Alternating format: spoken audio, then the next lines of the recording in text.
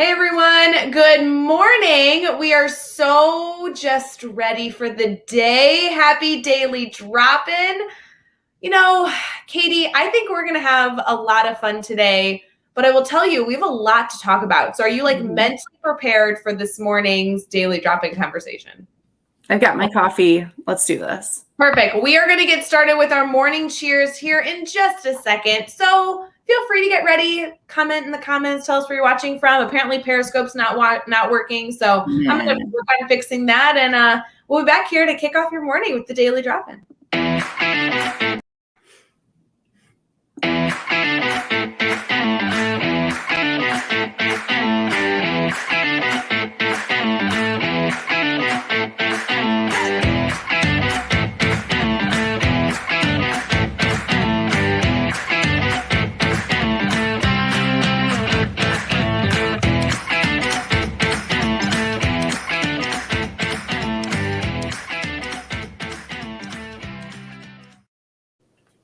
Did you bring tech issues to our daily drop-in, Katie Miglin? What is going on?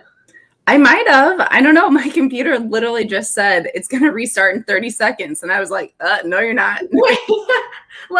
We've had streaming issues this morning. Your computer's falling apart. Guys, this is not the way Tuesdays are supposed to go. No, I'm pretty sure 5 minutes ago you said today will be really easy. And I'm lying. This is terrible. I think we should just completely start over. Good morning, everyone. Happy daily drop-in. It's Tuesday. You look lovely. How are you? Thank you. I'm so great. Happy Tuesday, everyone. It's good to see comments popping in. Yes, it is going to be the best day ever. We're so excited you're here. I will say, even with the tech issues that we're completely ignoring, we're thrilled that there's so many comments saying good morning. Everyone, please raise your glass. We are going to start with our morning cheers. Good morning. Happy Tuesday. We hope that you are set and ready for your day and are, grabbing your coffee, brushing your teeth, getting set for all the fun. Katie, I know that I feel like we talk about you a lot. I don't know if you know this, but that's terrifying. Yeah, we do talk about you a ton. And so while everybody in the comments are, saying good morning, hopefully sipping on their coffee, getting mentally prepared, ignoring the tech problems that we had earlier, will you tell us a little about yourself? Who are you? Why are you so cool? All of them. Sure, I'll do some of that. I'm Katie Miglin, and I am a 7th grade math teacher in Central Illinois, specifically Bloomington. I'm the online events coordinator with Teach Better team, which really is I'm the 12-hour girl. So, but yeah, I'm super excited to start my day with Ray Heward and the Teach Better family, and yeah, so fun. I will say you and I have worked together for years, and you were always the teacher that I wanted to be friends with. You were really cool and organized and did really neat things. And I'm just really proud to say that, now we get to hang out all the time and work together also on the Teach Better team and coffee at 6 a.m. I mean, that's a big deal. Yeah, I feel like our friendship has really come a long way. 4 years ago, if you said, hey, wake up super early and drink coffee with me, I don't know that I would have said yes. Thankfully, I feel like all the members of the Teach Better family are kind of getting used to popping in for the daily drop-in. It's happening every single morning, Monday through Friday at 7 a.m. Eastern. Katie and I are both in Illinois, so it is 6 a.m. right now, and we are set and ready to go, drinking our first cup of coffee, ready for the fun. Jeff Garg is being a little obnoxious in the comments already this morning. Jeff, we love you. Take a deep breath, sip your coffee. We're thrilled you're here, but he's at least happy to see you. So that's a good thing to the morning. Well, that is good. Yeah, he seems very aggressive so early. Buddy, go back to your 5K. Yeah, he's sending, is that the angry emoji I see in his comments? It just seems a little aggressive. Right, buddy, come on. It's a Tuesday. It is Tuesday. Let's talk about this. Okay, so guys, good morning. Daily Drop-In. It's Tuesday. We are in our second week of kicking off the Daily Drop-In that's happening now every single morning, Monday through Friday at 7 a.m. Eastern. And there's a lot that we're trying to do with this morning show. We want to make sure that we connect you with new faces. We want you to continue to foster relationships and gain support, maybe get some inspiration. We have some good news that we're going to share every single morning. And we also just want to talk shop to make sure that you feel supported in not only what you're trying to do for the week, but also just how you're approaching your day. I know this week, Katie's all about communication. I kind of thought it was perfect that you were coming on to discuss this because we used to do a ton of stuff. I know you continue to do a ton of stuff to communicate not only to parents, but to students and leadership. I mean, this is a really important topic right now with people heading back to school. Oh, yeah. I feel like August is kind of the best month to just drop a ton of communication to families, to students, to, other coworkers. Just, I feel like, it's like summer is kind of like the lull. Your email goes a little quieter, and you don't hear as much, but I'm already like I feel like I'm back in the routine of checking it daily and just kind of communicating more with families. I was in the building yesterday. So yeah, it's definitely the month of communication for sure. So perfect theme. Yeah, I'm really excited to dive into that. And one element that I know you continue to emphasize, you really keep us centered on the team with this topic, is the focus of wanting to make sure that when we are live talking about topics, we are able to give as many people as possible some really, really tactical strategies that you can literally go implement tomorrow. I know Caitlin Giordano. I don't know if you caught, switching my people. I don't know if you caught her episode last week, but she talked a lot about video. I really want to make sure that today is full of tips and tricks that everybody listening can go and truly do this week, later this afternoon, next week as you start. I know there's a lot of schools going back, so we want to give you as many tips and tricks as possible. Should we start with good news and then go into the questions? I know people are going to be sharing a lot of questions in the comments here in a bit. Sure. Yeah, let's start with good news. It's early, so let's get some positivity going, especially with the angry, emojis. Guys, while we transition here to our good news segment, we'd really appreciate for you to add some happier emojis to our chat because Jeff Vargas is starting us off with the wrong type of angry face. That's not really what we want. I want like the sunglasses one, or what about the one? I use that all the time. Yes. Like the purple hat. Do you know what I'm talking about? The purple hat. Oh, the party one. Yes. Yeah, the party one. He's wearing a purple party cap. I couldn't tell you what color that hat was, but I'm glad I know now. You know what? I'm going to play this thing. You need to go check your phone for those segments. I'm on it.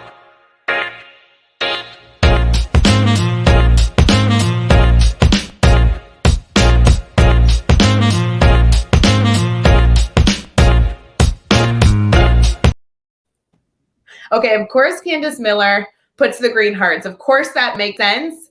And then Brienne right away follows up with that cool emoji. I just really appreciate, Zach is somebody that I met. He's a principal and CPS, and he gave us a full balance here. I don't know the names of all the emojis, but I feel like those are some good ones right there. Oh, for sure. I think the theme can be feel the love. Feel the love. What are your feelings on cat emojis versus non-cat emojis? He has a mix right here. I just wasn't sure. Does. Yeah, I'm not a big cat person, so I could do without them. I know. Okay. Not okay. Sorry. You don't like cats? Why are you a hater? What's your problem? Honestly, it's really dumb. I think they're unpredictable. Like the animal as a species, like as a whole? Yes.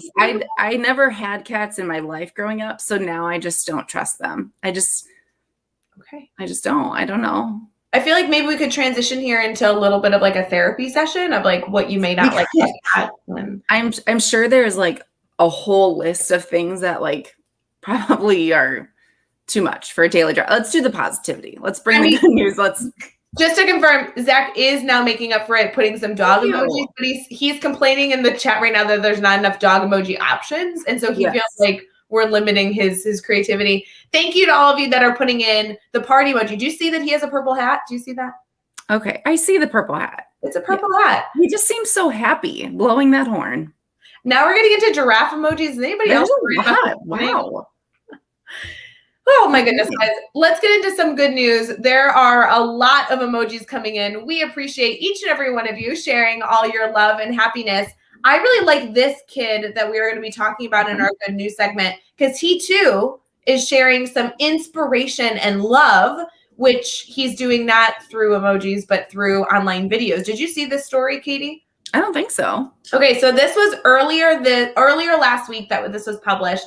This is a 7-year-old boy in Rhode Island, and he is posting inspirational videos about everything from back to school fears to self-image and more. The quote that they quoted him with on NBC News says, when I make videos, it makes me feel happy that other people can watch them and feel happy. So he's going through and he says that he gets to pick a topic and then share his thoughts on that idea. He wants other kids to not feel alone. And he's kind of combating bullying by sharing his inspirational videos to lift other people up and share some humor. How adorable is that? You said he was 7? 7 years old. Mm-hmm. Oh my gosh. I know. I think this could be a really fun story to bring to your students or to like forward on to your staff. If you're in a leadership role and you're looking for some content to share with your staff, this is a really easy clip to be able to share over. There's some cute video clips of him sharing his inspirational videos, but also I can only imagine the discussions you could have with students on bullying or the use of multimedia to share messages. Right. I mean, this is how students communicate.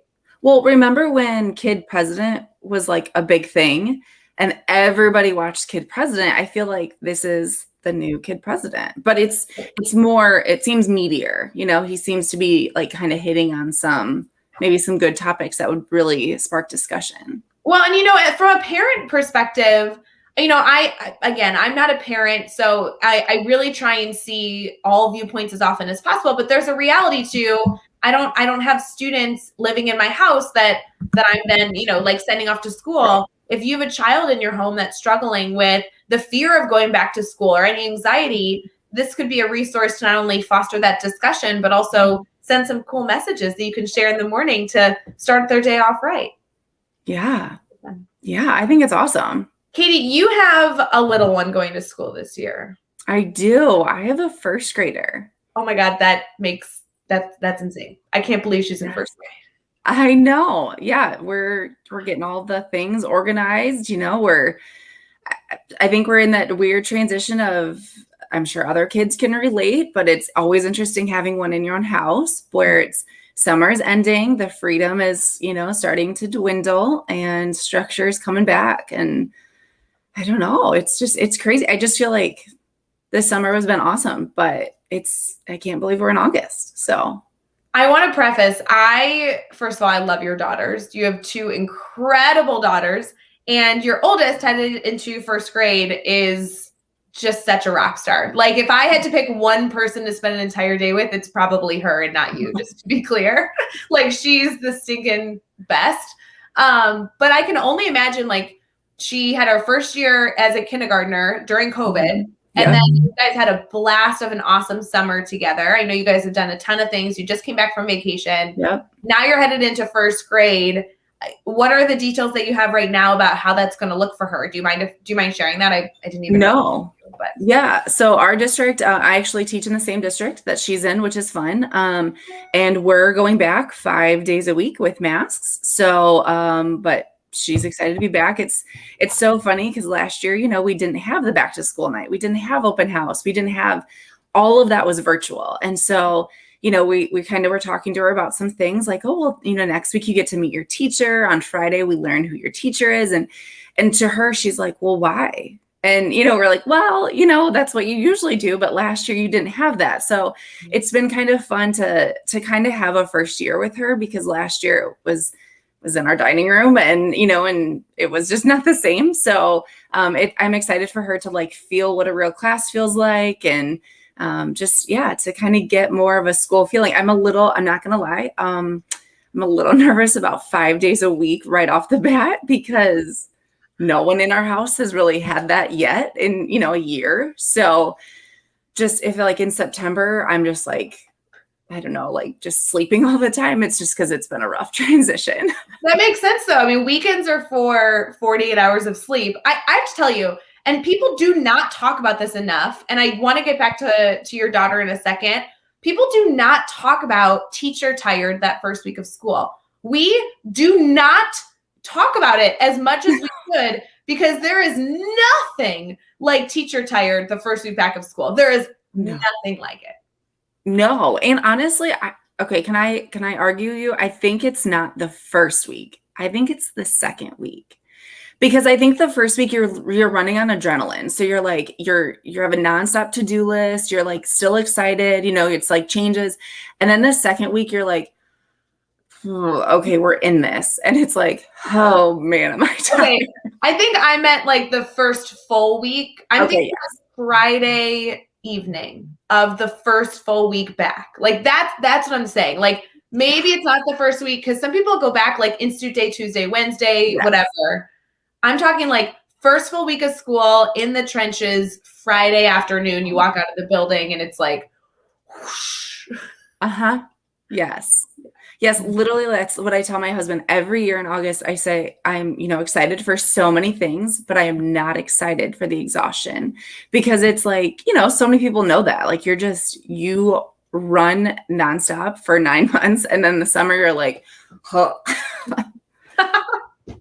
Well, I like here. Candace is saying that they have Friday night football games are back, and she's so excited. I think that's the best way to combat beginning of the year exhaustion is to make a plan for the end of the week that you're really excited about. So whether you want to be crazy like Candace and go to a football game, I don't know if that would be my pick, but power to you, Candace. I'm so excited for you. But even if it's just like a movie you've been excited to watch, and you know that like Friday night, you're getting in PJs at the end of the day and you're going to watch your favorite clip with the family on the couch, or, something that you can really look forward to so that when that exhaustion hits and maybe you're feeling a little grumpier than normal, you have something that you're looking forward to. Oh, absolutely. Yeah. I think having something to look forward to, even just the end of the week too, to kind of keep you going is always a good thing. Yeah. Yesterday we talked about having Sunday jitters and like getting ready for the week. And it's not coming from a place of like not wanting to go to school. No. I sent out an email yesterday. Many of you are on our Teach Better Team email list. It's about excitement. It's about wanting to do well. I think some of us have that at the end of the week too, where we're like so tired that we're nervous even to enter into the weekend because we're not sure, like what's going to come of that. And so that's just finding the balance in your calendar to try and fill your calendar with as many positive things as possible. Right. Yes. And I think it's funny because I know you and I have talked, but I didn't really have any like jitters for the school year until yesterday. And then listening to you two, I was like, no, we are here to send positivity, Katie. Don't tell us that after talking about it now. No, it was like a good thing. Like it was like, okay, it's like, let's go. Let's get back. I went to school yesterday. Like I felt like it was a good thing, but it was like, I needed it. I needed it yesterday because yeah. Well, I have to say, I was talking to somebody the other day that was asking when school started. And I have found that most schools in the Midwest are getting up and rolling. I know East Coast is usually a little bit later. So I'm kind of thinking like the next 4 weeks, everybody's kind of getting ready for welcoming students back. Whether you started last week, started this week, or you have a few weeks ahead of you, everyone once August hits like kind of gets in the groove of at least considering what this fall is going to look like for them. And so I'm really excited that we kicked off the daily drop-in so we could talk about tips and tricks. We could talk about some anxieties. We could build you up, bring you some good mornings, good news stories. And for me, I just think having a 7-year-old give you motivational chats makes a lot of sense. So all of you after the daily drop-in should go look up this 7-year-old boy who is sharing his inspiration with not only parents, but students, hopefully, as his messages get it'll be cool. Yeah. Can I just say the good news? I had this idea, and I'm hoping I can find good news for every day, but this is going to become my bell ringer. I decided. Oh yeah. So I've always done like just some sort of bell ringer that's like sort of math related. Every once in a while I'll like kind of fold something in, nonchalantly, so they don't totally notice. But I try to do something fun, whether it's like a brain teaser or like a random fact or like today's National Pizza Day. But I decided that this needs to be part of the rotation. And so it can spark discussion. And I haven't decided exactly if it's going to be every day or, every couple days. But so thanks, Teach Better Team. I'm a fan. I think that's great. Yeah. Even if you did it like only on Wednesdays, you could take any good news story we did from Wednesday to Wednesday and use that. So yeah, exactly. I will say I have really liked starting the morning with good news. I think that it allows us to think about like all the wonderful things out there and also hopefully bring some conversations to our colleagues or our students. I think it's kind of fun. And I think there's so many different things we can dive into. I know when Brad Hughes was here last week, we kind of discussed all the different lenses that you could look through anytime you share good news with students, whether it's a quick 2-second discussion in class or maybe make an entire lesson of it. But I think having those like little fun facts in the back pocket kind of allows you to foster conversations. Yeah, absolutely. I will say, okay, first of all, to address Alex's question, then I have one more question about your daughter. Alex says, so the daily drop-in is going to go all year round to help Katie. Yes, at this point, Alex, I know you're kind of kidding, but for real, we are doing daily drop-in every single morning, Monday through Friday at 7 a.m. Eastern. So Katie, strictly because you're doing this, bell ringer, we are going to keep daily drop-in going to help you with your good news, I promise. Thank you. So that means I'll tune in. You guys will give me the good news and then I'll do it. It'll be great. Thanks, guys. Yeah, I was looking at the calendar because obviously we're booking guests to be a part of Daily Drop-In. So I was looking at the calendar of what days we have open and who we want to invite on and the overall themes that we have every single week of who we can bring in to actually speak to those themes and what days we don't have Daily Drop-In. Like what days occur where a daily drop-in isn't happening. And to be honest, we had an entire debate of like, is there ever a day where a daily drop-in would be like canceled or like for instance, friends, let's actually discuss this. We have a big group listening right now, and I know this is probably not why you're listening. So in the comments, let's just take a vote. I don't know if Jeff Gargas is here, but Jeff, you should probably sign off and not listen to this part. So like Thanksgiving morning, like do we really need a daily drop-in? Like that's what I'm trying to understand, you know? Okay, well, I guess you have to think if someone doesn't want to listen, they can listen later. Okay.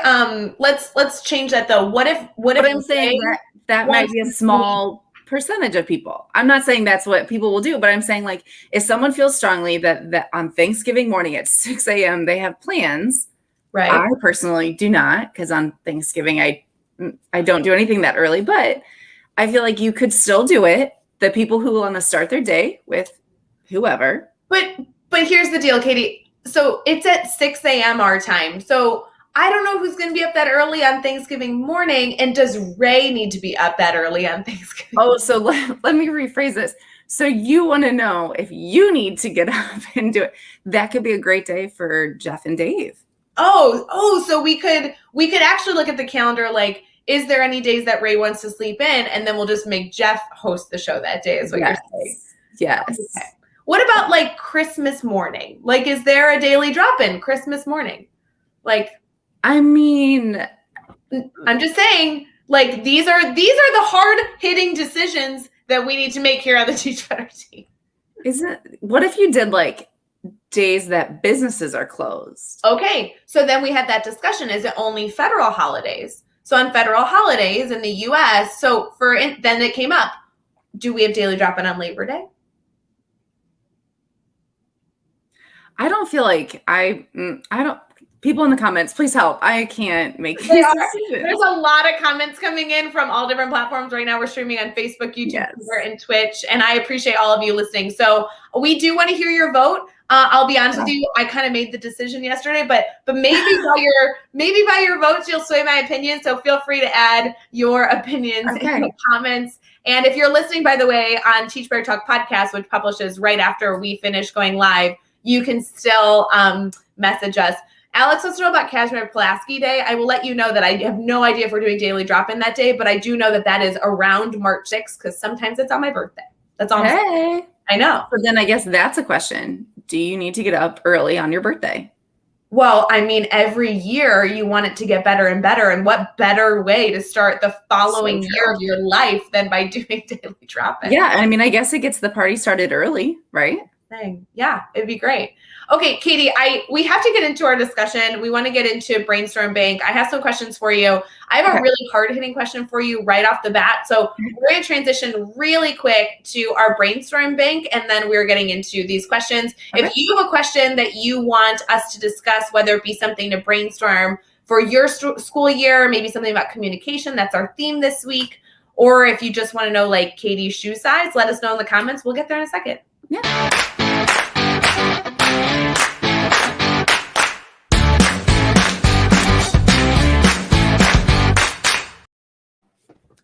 Brainstorm Bank, one of my favorite segments. We do this every single day on our daily drop-in, where we open up questions to everyone in our community to simply be here to brainstorm. We don't necessarily have the answers, and our advice isn't always good, but we are going to do our stinking best to connect you with somebody who might have a solution that might help you in some way. You can always head over to submit questions at teachbetter.com/brainstormbank in case you have a question that pops into your mind in the middle of the day and you're like, oh my gosh, I don't want to forget to submit this for daily drop-in. So feel free to head over to teachbetter.com/brainstormbank to submit your questions. And then of course, we're live every single morning, Monday through Friday at 7 a.m. Eastern. So you can always just like throw your question in the comments and we'll do our best to answer it. We are going to start off with a very, very, very important question. Okay. And it has to do with your first grader that's headed back to school. Okay. I just have to know, is it a thing, first day outfits? Like, is it a thing? What's your plan? I know you're not type A at all. So how do you work with that? Yeah, no, first day of school outfits, absolutely. Even my mom, when we grew up, you bought a new outfit for the first day of school. Mm-hmm. And so, of course, my mom came in town a couple weeks ago. What did she bring? A new outfit for both of our children for their first day of school. So yeah, absolutely. You got to take those pictures, and okay, can I just be totally transparent? I don't know anything apparently about elementary school because we had multiple first days, as we know, last year was in and out. So we had a first day of virtual school, which it didn't matter what she was wearing because she was at our house. But then when she went back in person, I, was like, okay, we have a first day of where people see you outfit. Okay. So I sent her in these really cute boots. They were adorable. But you know what you shouldn't send your kids in? Really cute boots because they have PE. So the first day of in-person learning, my daughter comes home and says, yeah, I couldn't participate in PE because I didn't have tennis shoes. Oh, mom alert right there. Okay, there's comments coming in of people at least kind of having that moment. That seems realistic. Yeah. So I'm like a really great mom, I guess. So have the really great outfit, but think through the tennis shoe piece. That's my tip. I feel like that's a very, very important tip. I don't know anything about that, but I will tell you, I think shoes are essential for the outfit. And so if you're not thinking through the need for tennis shoes, you are scarring your child's success is really what it sounds like. Right. So we quickly learned to just make sure that her shoes are either on her feet or in her backpack.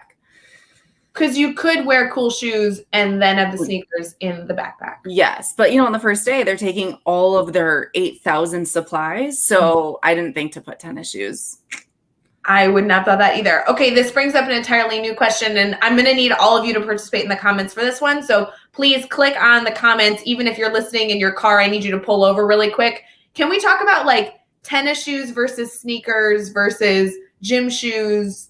Like, aren't they all the same? Well, yeah, but you say tennis shoes, and I literally that would never come out of my book, like out of my mouth. That's not in my vocabulary. What would you call them? Gym shoes or sneakers? Oh, okay. Okay. I mean, I feel like I use them kind of interchangeably. But I think it's actually based on where you live in the country, like where you live, whether you're watching, we have an international audience watching our daily drop-in morning show, but I think that it's kind of like soda and pop. I was just thinking the same. Okay, so we do have some comments coming in. Some people are saying sneakers. Can I tell you, Katie, I was doing a keynote in Arkansas. I think I've told this story before to our network. So I'm at a keynote in Arkansas. I'm on this big, beautiful stage, full auditorium. We are kicking it. It was, by the way, pre-COVID, right? Everyone's like really close and laughing and having a grand old time. So in the middle of my thing, I like make a joke about highway versus interstate, which apparently is also a like where you live type thing. We could get into that separately. So my example, because I'm like just talking, we're like amped up in this like big auditorium, right? I'm like, it's kind of like soda and Coke.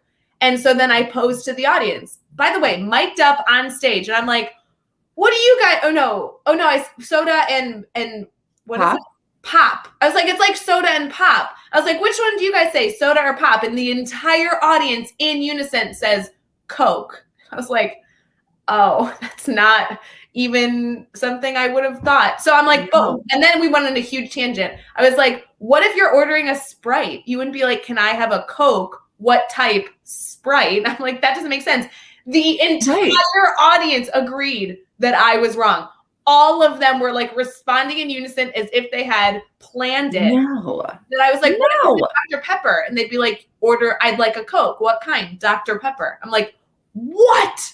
What? Okay, well, what happens when you want Pepsi? You can't apparently. No.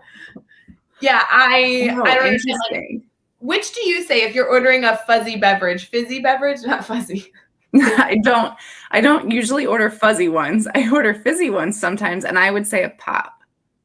See, I say soda. Why is that? I don't know, because we're in the same state. I know. Okay, let's go back to these comments. Now, I just scroll all the way up because we've had a lot of debate over this, and this is why we Teach Better Family. They really show up during these hard-hitting topics. Yes. What's funny is I thought we were going to talk about education stuff, but this seems way more intense. To be fair, we did discuss your daughter's first day outfit, so we're getting there. That's true. I'm seeing sneakers, gym shoes, sneakers for sure. Megan says tennis shoes. So Megan's kind of an outlier here. Megan, I don't remember where you live. Can you tell me? Carrie says tennis shoes. She lives in Illinois. Andrea says she would never use tennis shoes.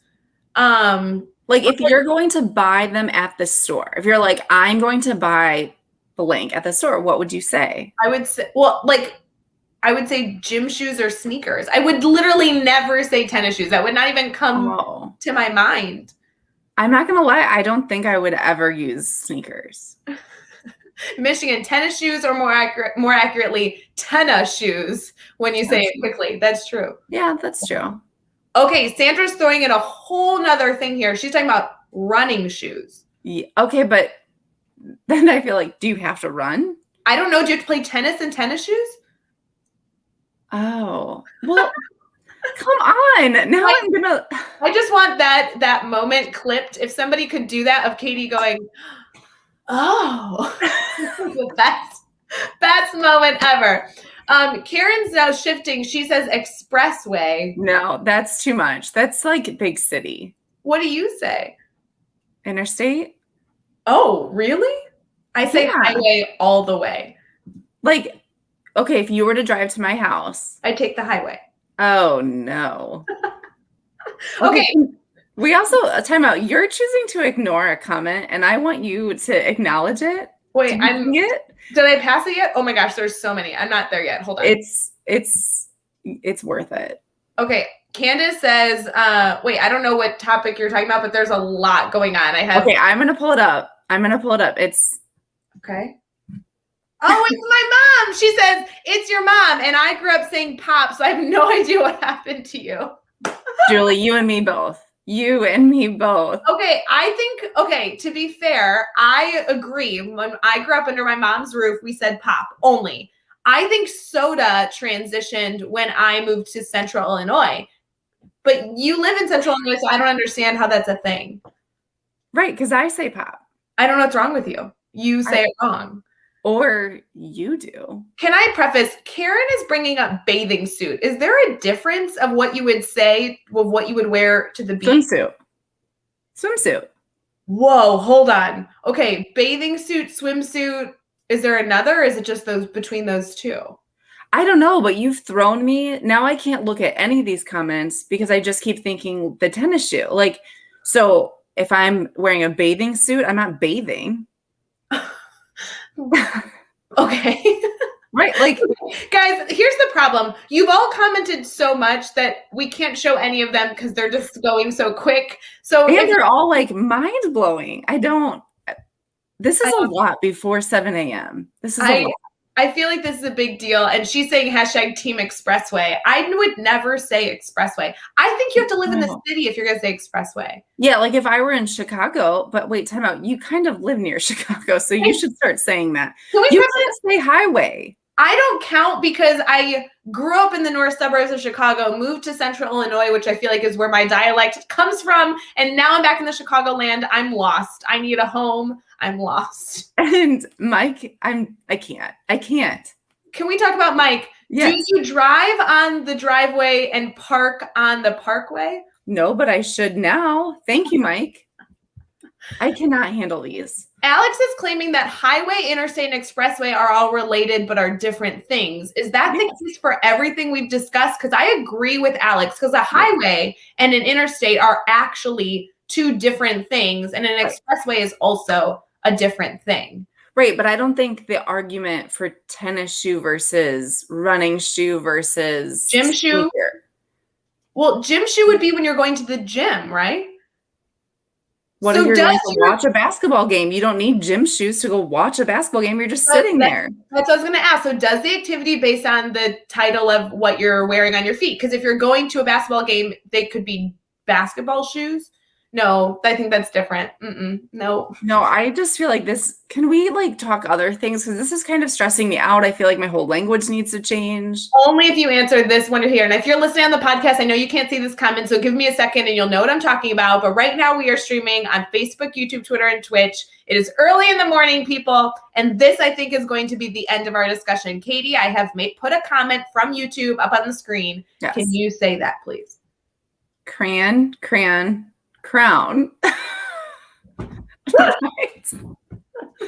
Okay, how do you say the colored thing you take out of the box for school? Okay, I had to think about it in being authentic. Hey, Harper, would you like a crayon? So I'm probably in category 1, which makes me not be able to speak English. Wait, crayon would be the first one that she wrote? Wouldn't it be? There's no like crayon. Like I don't enunciate. Yeah, like Alex's comment, crayon rhymes with tan. That's how I feel like I say it. I say crayon too, but otherwise it would be crayon or something. I don't know. Crayon. Yeah, I don't. Crayon all the way. There's no debate here. You are saying it wrong if you're not saying it that way. Or none of us know how to read. Wait, crayon, 2 syllables. Who is that? Put your name after your comment. We need to know. I hope it's Julie. It's not. My mom would not say that. I don't know. Okay, all these people are saying crayon pretty consistently. I also want to know how many of these people that say crayon say them frequently. Either they're an elementary teacher or they're a parent. Because there's certain things you say fast because of your audience. Does that make sense? Like if you're saying it just, like I got to say things quick. Otherwise the listening ears go off real fast in my house. So you need to go to your daughter and specifically like, Harper, take this crayon. Yes, right? Like it's got to be fast. Okay, Ray, you need to move back to Central Illinois. You don't belong in Silverville. Thanks. I assume that's my mom. Thanks, Mom. I agree. It's Mark Heller, and he's just being mean. I mean, it really could be anyone these days. Right. I mean, I feel like you're really being welcomed into the Chicagoland area. So hey, to help guys, I'm headed back to Central Illinois tomorrow. I'll be there all day. I'm going to Farmington, Illinois, which is over near Peoria, Illinois. So it should be fun. Yeah. Are you going to hit up your favorite coffee spot? I kind of feel like I have to because Zion Coffee, which all of you know, because you're part of the Teach Better family, this is like history right here. I love Zion Coffee and I moved away and it was really sad, but they're selling their coffee shop. So I feel like I need to go and have like one last coffee before they sell it. I absolutely agree. If you don't, I'll be disappointed. I know. Hey, high five, friend, that we've gone 38 minutes and not discussed anything valuable. Can we get at least into our like topic this week? Does anyone care? Or should we just keep debating crayons and tennis shoes? And tennis shoes literally is wrong. I don't know. I can't tell you that. That stresses me out. That conversation was the most stressful conversation hopefully I'll have all week. Can we move on to something like better? Wait, let's talk about value. Could you bring this conversation to your students as a bell ringer to get some discussion going? Without a doubt. Yeah. I feel like you could do it with so many things. You could even have them create like our comments, create a bank of what are all the things people say. I know that I have done the pop and soda conversation, and it is so interesting, like the difference of just kids and so how they're so adamant. Some like kids are so like, no, like you are with some of them. Obviously. Like, why would you even say pop? Like it's it's so funny to see their like kind of personalities like get so adamant. It's like, I don't know, it's kind of fun. Okay, so my question is, and we're getting some comments saying that people have done this and they love to do this. So I'm a fan. I would totally do this with students. But is there any concern that you're getting a group of students in your classroom that kind of all live in your general area if they go to your school district in most states? So wouldn't they typically use the same the same word because they grew up in the same area? Maybe, but I think yes and no. I think you could, but it also sparks the discussion. No, Holly. No. I'm sorry. We have to discuss. I don't mean to cut you off. Say that word. Caramel. Yeah, caramel. Okay. Versus Caramel. caramel? Yeah. No, I don't. Caramel sounds like fancy. No, but I think it can spark the discussion with like, well, my grandma says this, or my aunt from this place. Like that's the conversations I feel like I hear.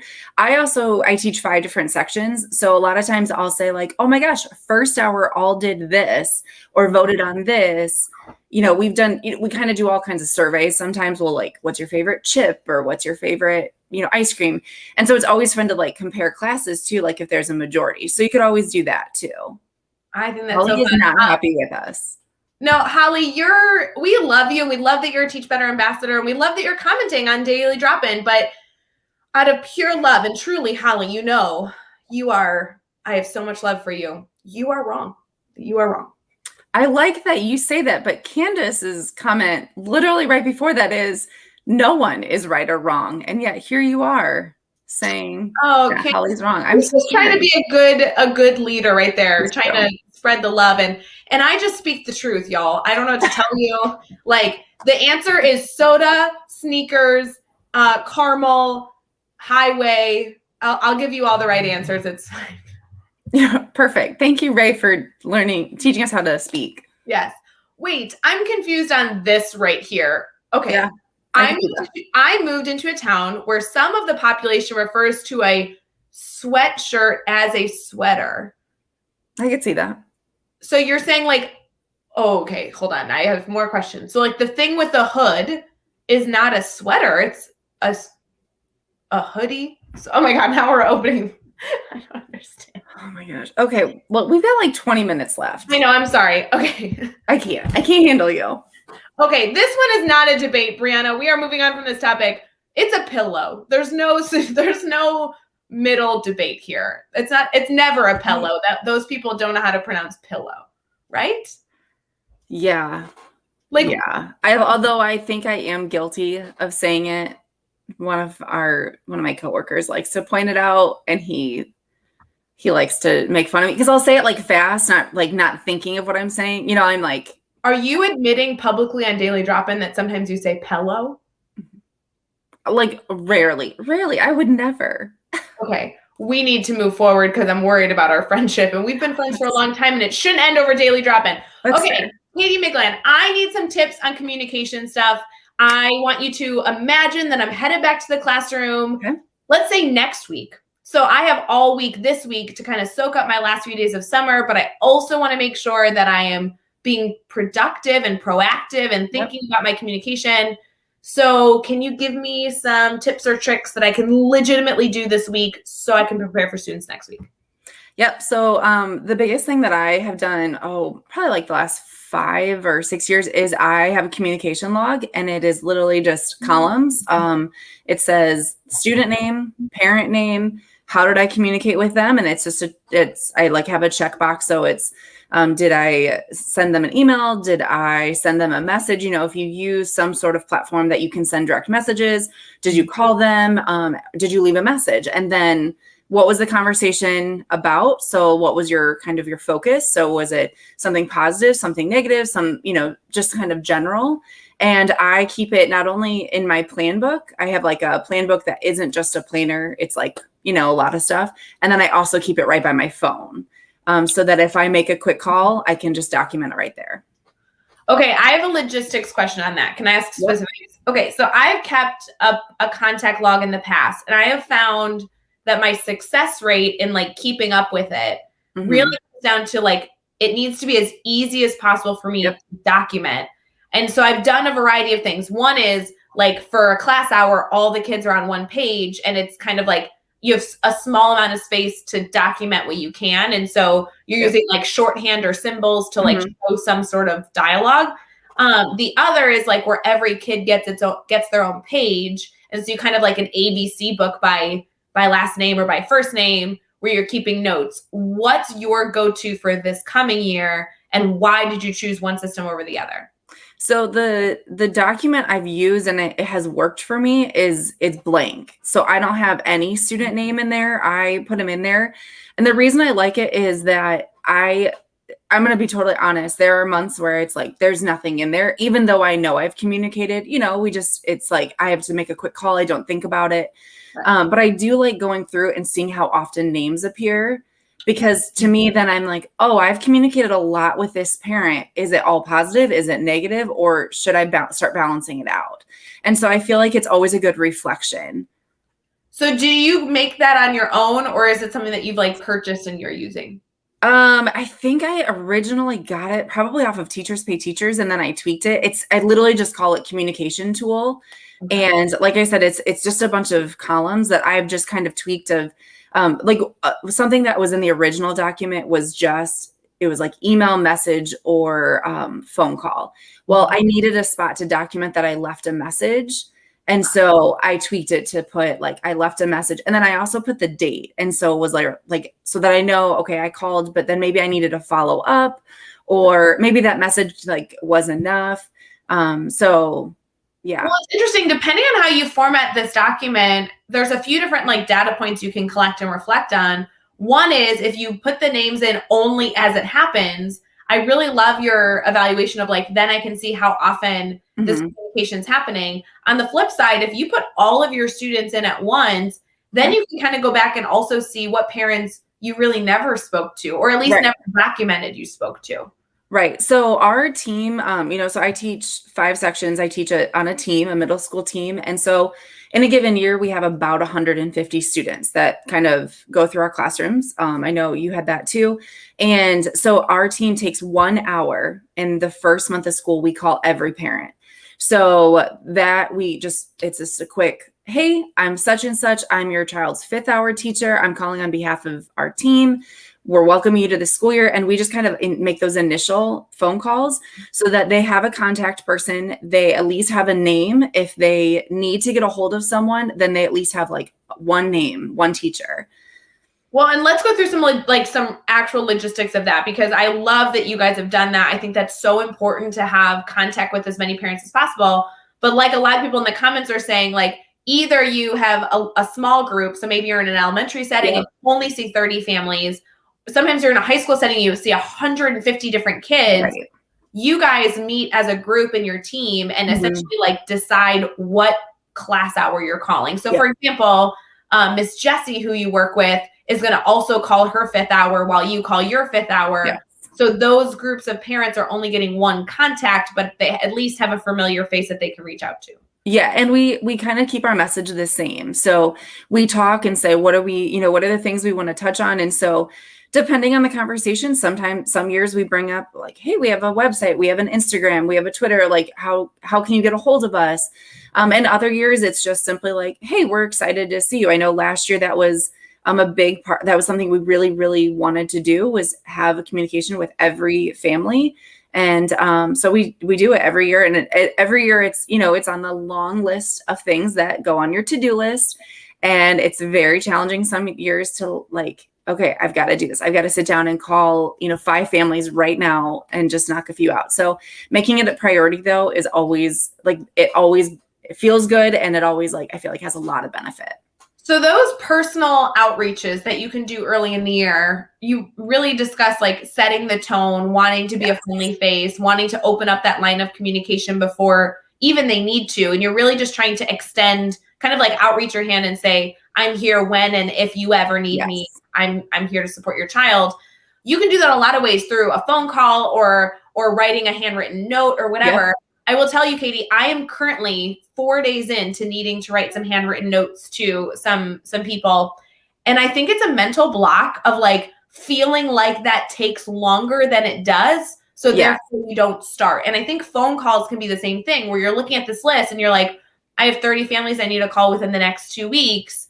It's overwhelming and you think it's going to take forever. So you like don't ever get started. I don't know if that makes sense. Oh, I 100% agree. I feel like there's always like one of us on the team that's like, hey, I started calling, it didn't take that long, like kind of to build everybody else up. So yeah, I like that we just have that positive connection because, with seventh grade, some parents start to back off, and we talk to some parents and they're like, I'm really trying to let my student take the reins of their, their schooling. So it's nice to just have that initial contact and just kind of throw it out there because we may not talk to that parent for a while. And it might be, a couple months before we touch base with some of those families for no reason other than it's just not needed. So well, it's nice to have that. And that doesn't mean you're not sending like mass communication out. Exactly. That one-on-one personal communication. Exactly. Absolutely. Yeah. So how long do you think a phone call actually takes? Like if you're sitting in your desk, like your teacher desk at school, and you're like, okay, I'm going to dial the number. I'm going to wait for the ring. I'm going to say hello. And then I'm going to hang up. Like how many? Like 3 minutes. I would say 3 minutes. I think so too. I think that we think though, that if we're going to call 3 families, it's going to take an hour. The reality is you're going to call 3 families, it's going to take you 15 minutes. Right. And I think, if some families, obviously those conversations could last longer, like if we've had siblings and stuff. But I think just kind of like I like to sandwich some families that I know in between some families maybe I don't know. So like, I don't know, just it kind of flows better. So yeah. And I know that we're at like that 10-minute mark of ending our daily drop-in this morning, but I do feel like we need to at least discuss like the elephant in the room. There are a lot of educators that I've worked with, a lot of educators that I know who are terrified of talking to parents on the phone. Mm-hmm. I used to be that educator and still have some of that like anxiety because we've all had that terrible phone call or 2 or 3 that kind of scarred our career. Do you have like a tip or a trick that you use to make the phone calls kind of like go easily? I don't know how to phrase that. Yeah, actually, I was that person. My second year of teaching, I was completely caught off guard by a really bad parent conversation. We've all been there, but it took me a long time to be able to pick up the phone and have a conversation again with the parent. In fact, I would do everything in my power. I'm like, hey, I'll go make your copies if you call this parent. Right. And I had a co-teacher and some team members who knew that was a point of anxiety for me. And so they would come to my room and they would just sit in my classroom and they'd sit near the phone so they could hear. And they would just validate after I hung up, like, hey, this is like some positive things you said. Maybe in the future, consider saying this. Like they just gave me feedback until eventually I didn't need them. And so if it was a parent that I maybe didn't know, or I knew that I had a lot of anxiety about, I would just call them. And I still teach with some of those people. And so, yeah, they still come and they'll kind of like just reassure, just be there. Like you said the right things. You did what you needed to do, good job. So I think just having some of those people in your corner help. I love the cheerleader mentality. I think that's so good to always have people that can build you up, especially when you're nervous. Another thing that I've seen done a ton, and again, I not only for myself, but in seeing other educators who have this anxiety, but know that it's a great way to connect with parents, guys.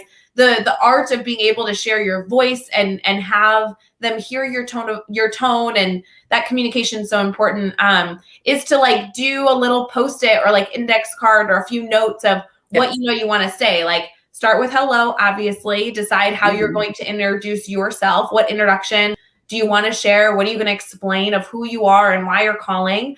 And then I typically suggest like have one question for them. And not just a question like, is there anything you need, but ask them about maybe something you want to know about their student. It can be a general question you're asking everybody, and then know how you're getting out of the conversation, right? Like this is a call that doesn't really have an intention besides to say hi. So knowing like what line you're going to use to say, all right, well, truly, I just wanted to reach out and thank you. And, I really believe that parents and teachers are in partnership. So if you ever need anything, please feel free to reach out. And, I appreciate you taking the time, but I know you have a long day ahead of you that I want to be respectful of.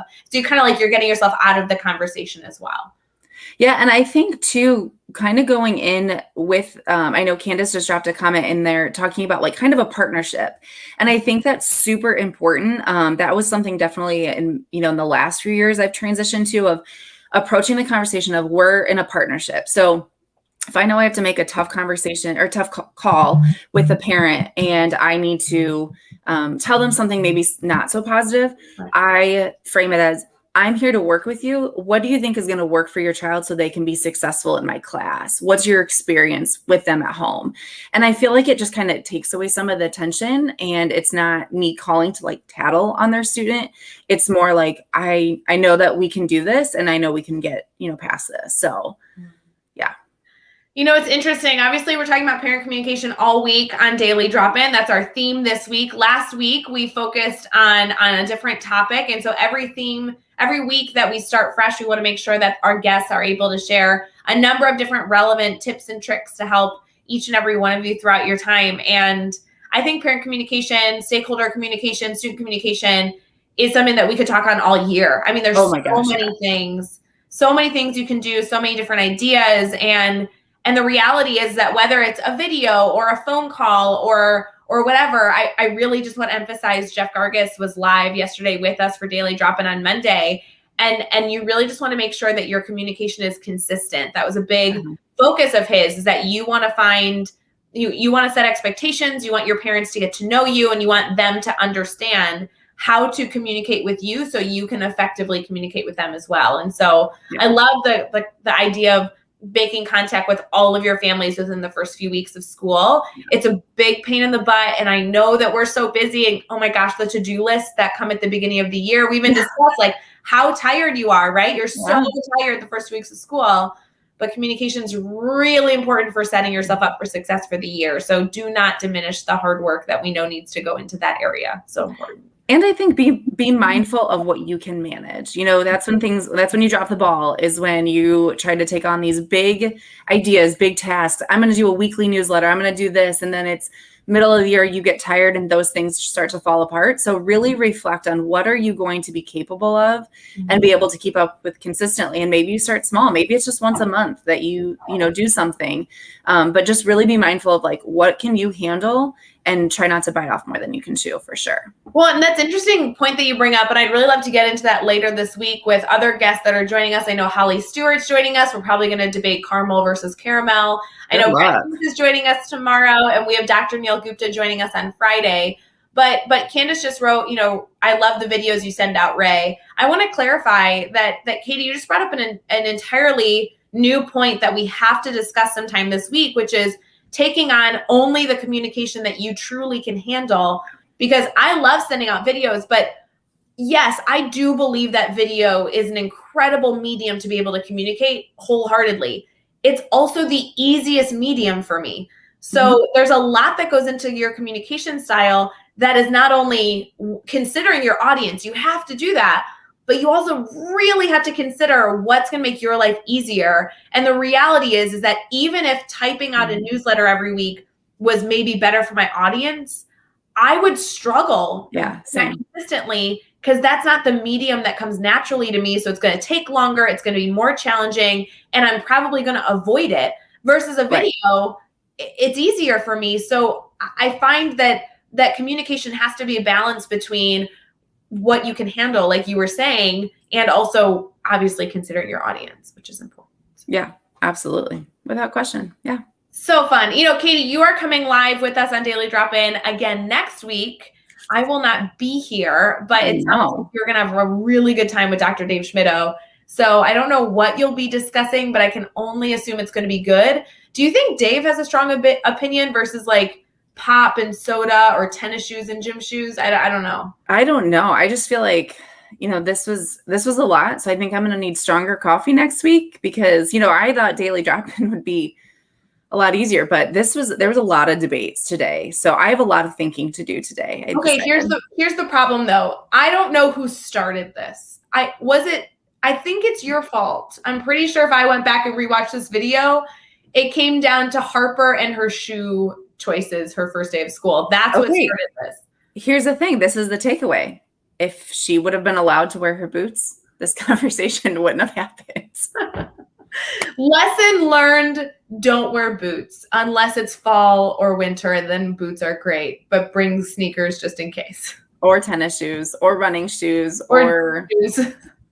All the things. All the things. Guys, we hope you have a wonderful rest of your morning for Daily Drop-In. We are just trying to be here to set the tone off for your day, and we love being able to kick off our morning together. I will say, Katie, we were sleepy at the beginning. I feel better now that it's like 9 a.m. Apparently it's really well. It's only 7 a.m. Central, 8 a.m. Eastern. I think you've lost a couple hours of your day if it's 9. It's amazing how quickly the day goes these times. Guys, I hope that you enjoy your last sip of coffee. Cheers to you on an incredible day. We will see you again tomorrow morning with the incredible Brad Hughes as we get into not only our brainstorm bank that we do and always our good news, but we'll also have some recommendations for you. Last week, we recommended one of my favorite books. Tomorrow will be something brand new, and we are constantly here to support you, connect you with other educators, and maybe share a little bit of inspiration and some heated debate. So, Katie, thanks for joining us. Love you lots. Yeah, thanks, guys. All right, we'll see you later, guys. See ya.